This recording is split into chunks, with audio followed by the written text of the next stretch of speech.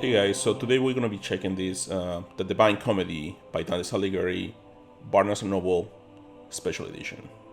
Let's dive into it. So let's talk about Dante Alighieri and also the main character of the Divine Comedy. So actually, Dante, he was born in 1265 in Florence. We don't know that actual date because there's no actual record of it. And he was a writer and a poet and a philosopher, and also we could say that Dante dedicated the majority of his adulthood to travel and exploring new places. However, he was heavily involved in politics in Florence.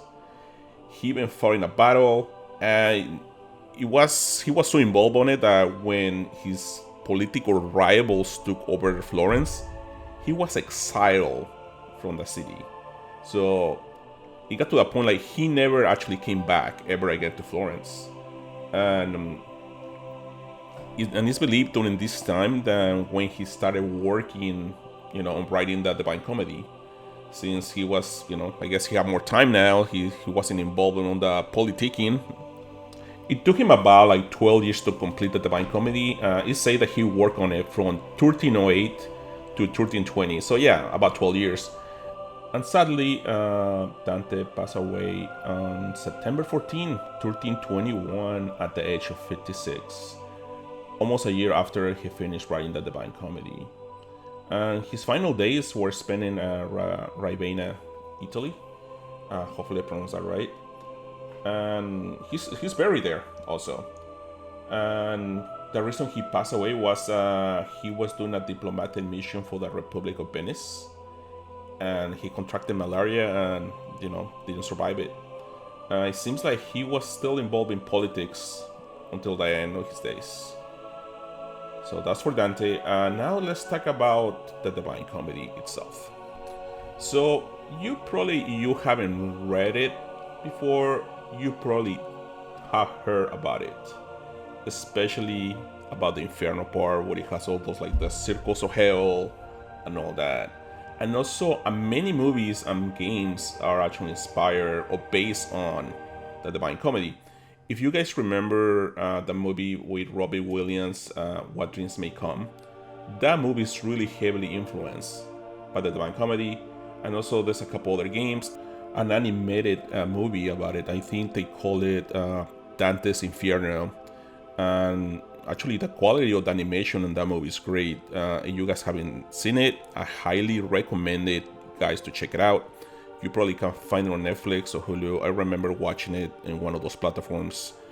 And they also make a video game based on the anime, which actually was quite good as well. And it really reminded me of the game God of War on the PlayStation. So if you like that kind of style, although that kind of animation, I highly recommend to check them out. Now about the Divine Comedy itself, you just probably heard already, it's a poem and it's composed by more than 14,000 lines, so it's really, really long, and it's divided on 3 catiche or catica, which is all like parts. So it divides in the parts of Inferno, Purgatorio, and Paraiso, which is hell, purgatory, and paradise. It is written in the first-person perspective, and pretty much is Dante telling his own journey to the realms of the dead. And the story represents practically the soul's journey towards God. And as you can see, Dante draws really heavily on the medieval Roman Catholic religion. And besides Dante, there's also 2 other characters, which is Vigil and Beatrice. Vigil, he was an actual person, and he was a Roman poet, and he's the one that guides Dante through Inferno, which is hell, and Purgatory. And when he gets to the paradise, Beatrice takes over and guides Dante, through the final part of his journey. However, you might say, how come Vigil doesn't guide Dante to paradise? Well, according to the medieval Roman Catholic religion, Bijou was a pagan, and pagans weren't allowed in heaven. So kind of sucks for Bijou. So he couldn't go to heaven because he's a pagan.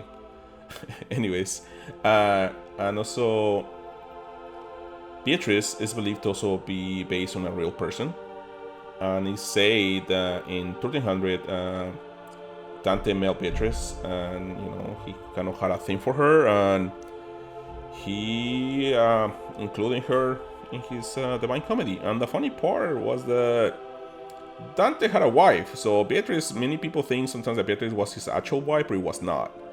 So Dante has his own wife, and he never mentions his wife in any of his work, even though he brought several books. So he wasn't only famous for the Divine Comedy, but I believe there's a couple other works that he has out there that he never mentioned he was married or they had a wife. Everybody thinks it's Beatrice. So poor Bijou and Dante's wife. They got no love from Dante's. I guess I could go on and tell you more details about each Katish, each part of the story. However, that will be no fun, so you should go and read this yourself, especially the Inferno part, which is awesome. I do recommend you to get this book. Yes, the engravings alone is worth just getting it. The book has easily over 100 engravings in there, so the illustrations and everything's great.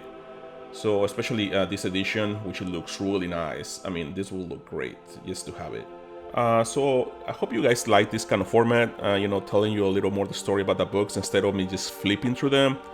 If you like this way, please leave a comment below and a like so I know what I'm doing, you guys are liking.